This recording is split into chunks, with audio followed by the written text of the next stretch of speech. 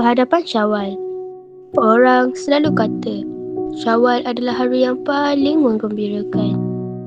Hari orang pakai baju baru, makan makanan sedap dan berkumpul dengan keluarga. Tapi aku...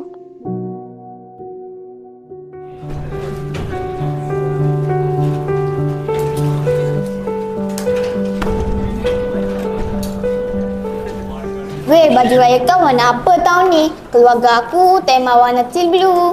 Wah, teal blue gitu. Baju aku raya aku tahun ni warna hijau. 2 pasang aku belikan. Tak sabar nak pakai baju raya nanti. Itulah, aku pun tak sabar nak pakai. Lepas tu aku nak kutip duit raya banyak-banyak. Bisinglah korang ni. Dah kenapa dengan Siti tu? Entah, tiba-tiba je.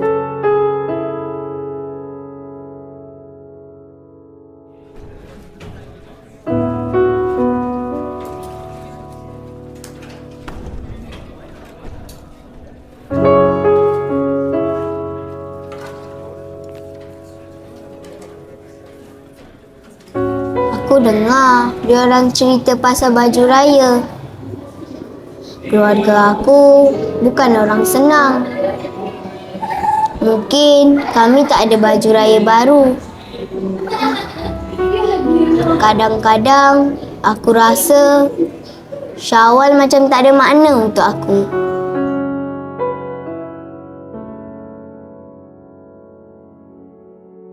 Ustaz, saya nak tanya. Kalau ada murid yang keluarganya kesusahan, bolehkah kita bantu dengan zakat? Sudah tentu boleh. Memang itulah tujuan zakat sebenarnya.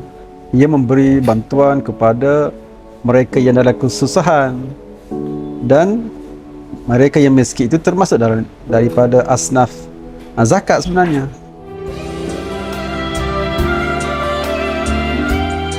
Siti, ini adalah bantuan zakat dari Pusat Zakat Negeri.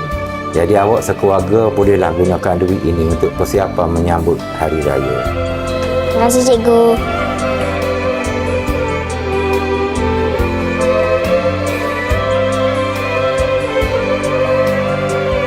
Dengan zakat, kita bukan sahaja membantu meringankan beban mereka yang memerlukan. Malah kita turut menyemai kegembiraan dan harapan dalam kehidupan mereka. Tunaikanlah zakat dengan penuh keikhlasan agar lebih ramai insan dapat merasai kebahagiaan di pagi Syawal.